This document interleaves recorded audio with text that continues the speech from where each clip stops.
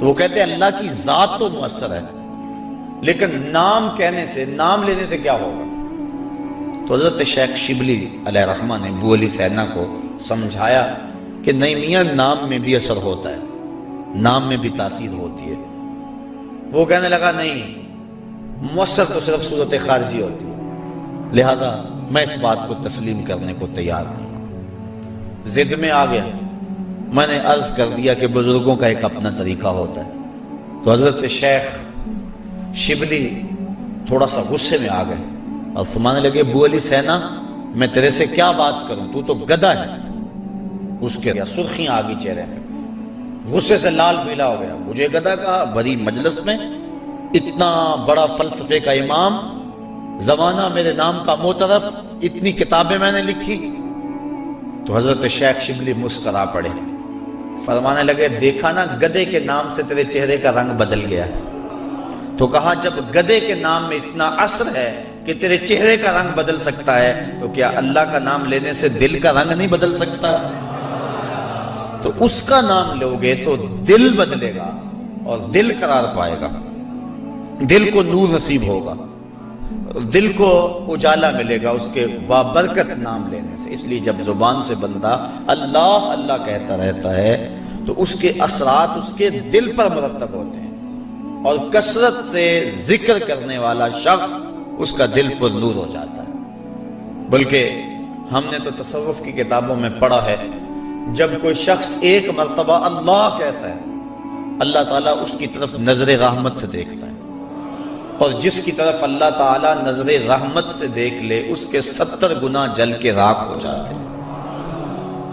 اور جس نے اٹھتے بیٹھتے چلتے پھرتے وظیفہ یہی رکھا، پھر اس کے من میں کتنے اجالے اتریں گے، کتنی روشنیاں اس کو نصیب ہوں گی۔ تو کہا یا ایھا الذین آمنوا اذکروا اللہ ذکرا کثیرا، اے ایمان والو اپنے رب کا کثرت سے ذکر کرو۔ اور میرے اور آپ کے آقا و مولا حضور نبی رحمت صلی اللہ علیہ وآلہ وسلم نے ارشاد فرمایا، اللہ کا ذکر اس انداز سے کرو کہ لوگ تمہیں مجنون کہیں یہ تو پاگل ہو گیا۔ بلکہ ایک روایت امام طبرانی نے بیان فرمائی ہے کہ اللہ کا ذکر اس طرح کرو کہ منافق تمہیں تانا دے کہ ریاکاری کر رہے ہو، اس انداز کے ساتھ تم اس کا ذکر کرو۔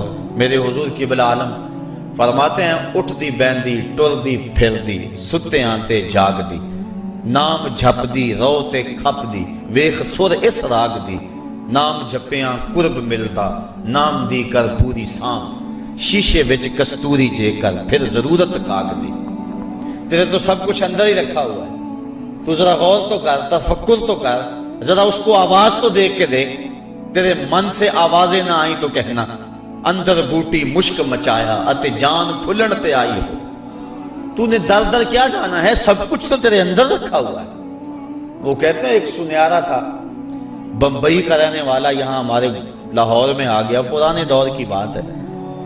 اس کے پاس بڑے قیمتی موتی تھے، اس نے کسی مجلس کے اندر اپنے موتی کھولے اور ایک موتی کہنے لگا یہ شب افروز ہے، رات کو چمکتا ہے۔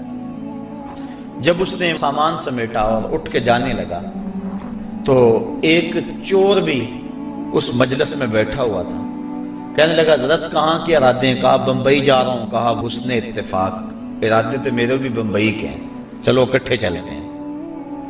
وہ جوہری سمجھ گیا کہ یہ اصل میرا ہم سفر نہیں ہے، اس کا دل اس موتی پہ آ گیا، لیکن وہ تھا بڑا سمجھدار، تو اس نے کہا آ جاؤ۔ سارا دن سفر میں رہے، جب رات کو سونے لگے تو اس نے اپنی قمیض یا واسکٹ وغیرہ اتار کے جو ہے وہ لٹکا دی کسی چیز کے ساتھ۔ یہ اٹھا اور اس نے نظر بچا کے وہ قیمتی موتی اس کی جیب میں رکھ دیا اور خود بے فکر ہو کے سو گیا۔ یہ چور اٹھا، اس کا سامان ٹولتا رہا، لیکن موتی نہیں ملنا تھا، نہ ملا۔ صبح یہ اٹھا اور نظر بچا کے اس کی جیب سے موتی نکال کے اپنی جیب میں رکھ لیا۔ ناشتے پہ بیٹھے کہنے لگا یار وہ تمہارے موتی کی رات کہیں چمک شمک نظر نہیں آئی؟ جیب میں ہاتھ ڈالا، کہا نہیں یار میرے پاس ہی تھا۔ بڑا حیران ہوا، میں نے تو جیب ٹٹولی ہے ساری رات۔ اگلے دن اس نے سوچا چلو آج میں مزید کوشش کروں گا۔ اس نے پھر وہی کام کیا، نظر بچا کے اسی کی جیب میں رکھ دیا۔ وہ ساری رات ڈھونڈتا رہا, موتی نہیں ملنا تھا, نہ ملا. صبح نظر بچا کے اس نے اپنی جیب میں رکھ لیا. صبح ناشتے پہ پھر بات چلی, یار وہ آپ کہتے تھے رات کو چمکتا, اس کی کچھ چمک شمک نظر نہیں آئی. کہا یار میری جیب میں ہی تھا. 2-4 دن ایسے گزرے. ایک دن اس نے عزم کر لیا کہ شاید وہ بغل میں رکھ لیتا ہے, منہ میں رکھ لیتا, کہاں رکھتا, آج تو اس کو میں بیدار بھی یہ ہو جائے تو میں پھر بھی یہ وہ موتی اسے لے لینا. وہ اس کے پاس سے پلٹتا رہا, لیکن وہ مست ہے, اس کو پتا ہے موتی محفوظ جگہ پہ. اور صبح اٹھا, نظر بچا کے موتی اپنی جیب میں ڈال لیا. اس نے پھر بات کی, اس نے کہا کہ یار وہ میرے پاس ہی تھا. اس نے کہا میں آج سچی بات بتاؤں, میں تیرا ساتھی نہیں تھا, میں تو تھا چور, میں تو چور تھا. اس موتی کی غرض میں تیرے ساتھ ہو لیا تھا, لیکن آپ تو میرے بھی استاد نکلے.